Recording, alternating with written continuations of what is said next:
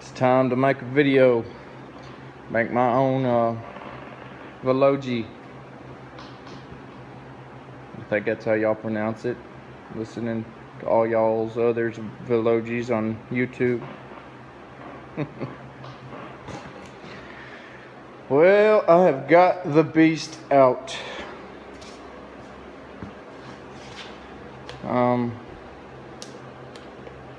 I'd say about a half a day's of work. I stopped and started quite a bit. Started out with the struts undone from the side spindles, and that was it. But looking at this sucker now out of the SUV, makes you wonder how that huge beast fits in that tiny little hole. I mean, look at that. That's pretty wild. Anyways, I'd started taking the wiring harness off on the car because I was an idiot and thought I had to.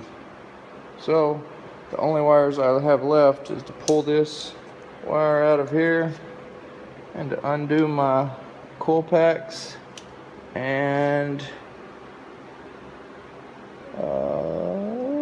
what else? Those little ground wires down there, that's it. This whole wiring harness should come right off. Good thing about learning that, which they don't show you this in many of their videos, but you got to take this lid off, undo that bolt right there, and voila, you got your awesome little thing off. Most people don't take, I don't know, the whole front end off. Radiator support, core support, crash bars, obviously front bumper to get all that off. I don't have a 2-post lift, so I had to be creative. I'm working by myself. I got a bum back and bum hands.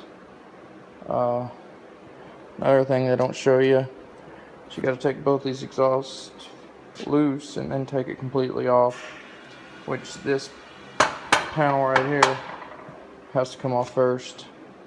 2 of my bolts messed up on me, so I cut the nuts off the best I could without messing up the threads on the bolt. Worst case scenario, you see how it's bent from me trying to get it off. Worst case scenario, I cut this out and get me another bolt to put in there. It don't have to be tapered. I'll just get it long enough. My gaskets still look good, so I can reuse them. I'm on a tight budget here, having to buy a new transmission. Very tight budget. Anyways, it'd be awesome if I could port this out and make a little more airflow, but that's just me talking. I ain't gonna do it. I ain't got time to do it. Check that little catalytic converter out. Ain't that just snazzy? I bet you the engineer who had to design that to fit was not happy. Oh me. Here's what I'm going to be tackling. I have this engine out. I have to put a new transmission in it because this one's toast. I'm driving up to Manchester, Tennessee tomorrow to pick it up from LKQ. They got one with 40,000 miles for a 2012 model. All I got to do is change my front plate valve body over to it, and I'll have a bulletproof transmission that doesn't have any of the issues.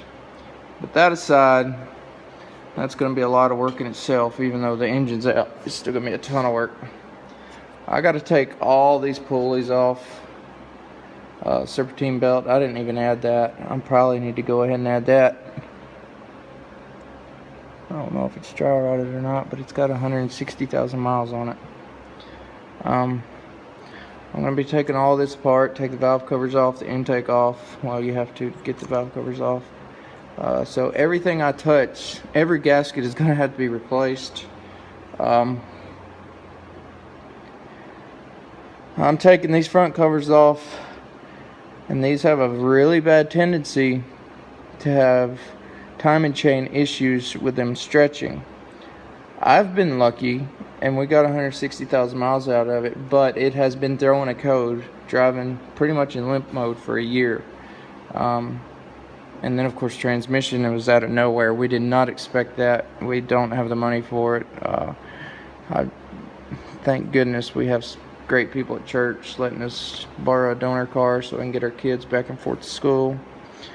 But in the meantime, I'm going to go ahead and change this timing chain, change all the guides.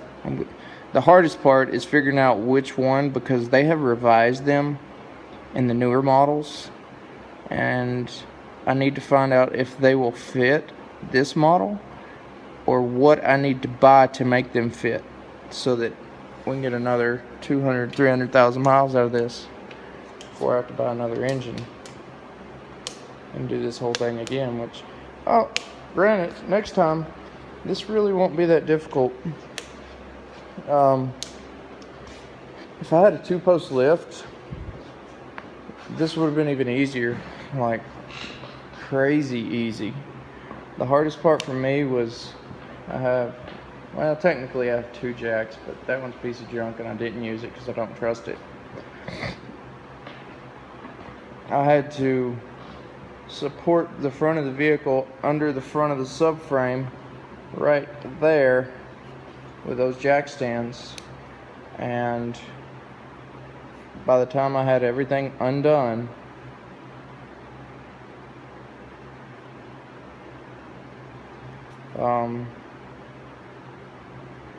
I could jack the front up with a jack and move those jack stands back there, which you see how far back that is. That you have to put them there because to get to the subframe bolts everywhere, there is nowhere else to put them.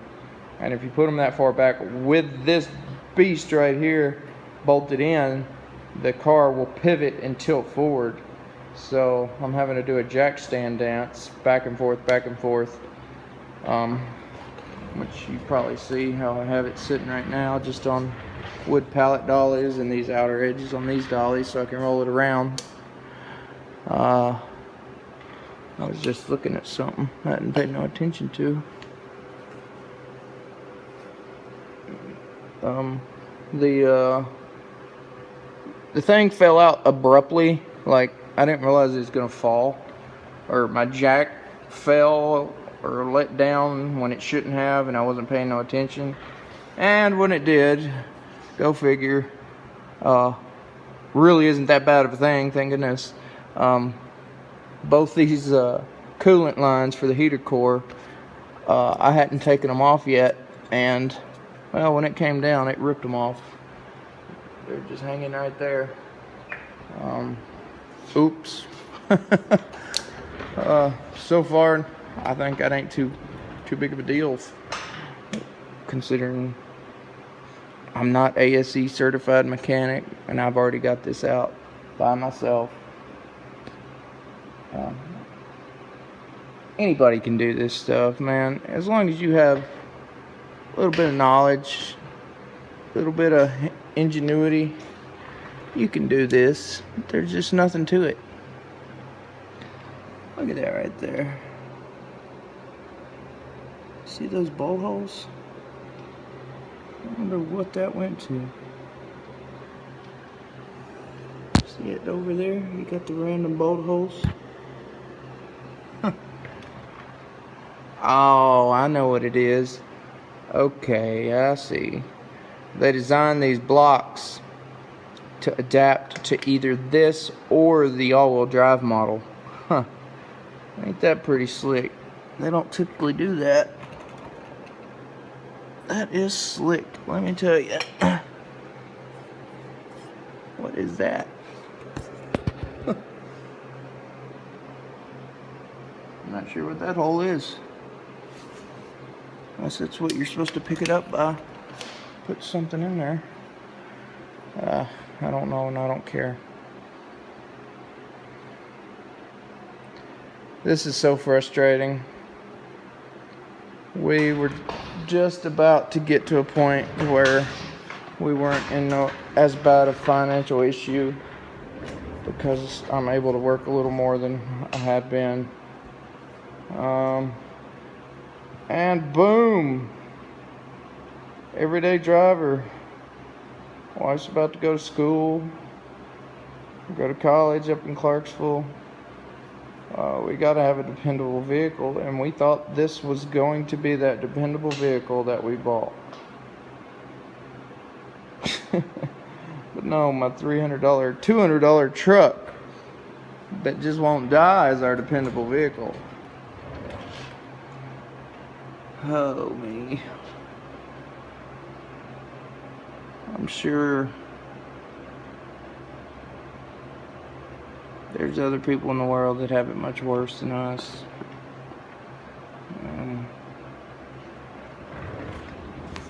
If it wasn't for our friends and hootie hoos, we'd probably be already bankrupt and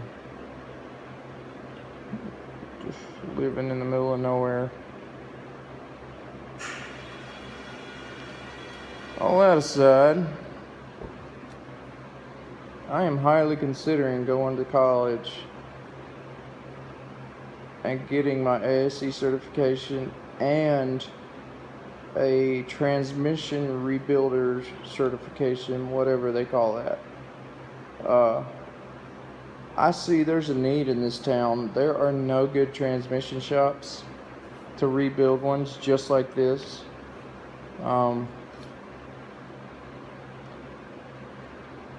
And the transmission shops we do know of,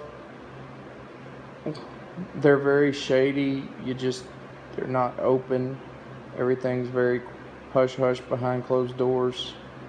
I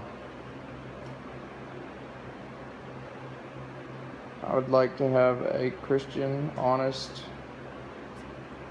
setup for people to get their vehicles checked and fixed correctly. I have no doubt if I bought a few things that I need, the tools and presses and whatnot, to rebuild these and the cleaners,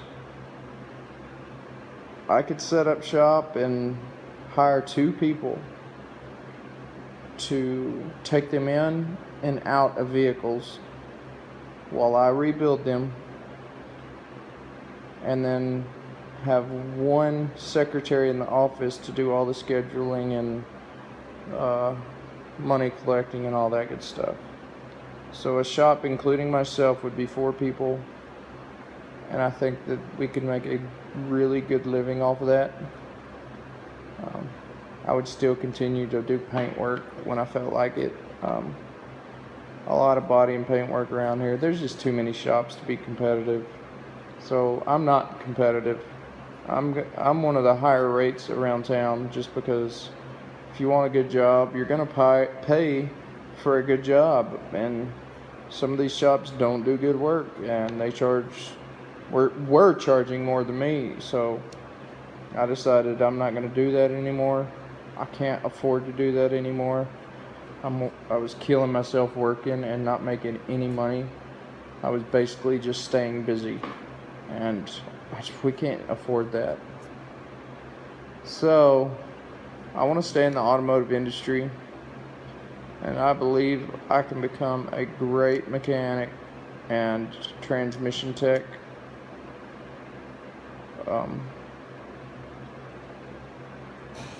What do you think? What do y'all think? You think that well, my compressor kicked on. Let me know what you think in the comments.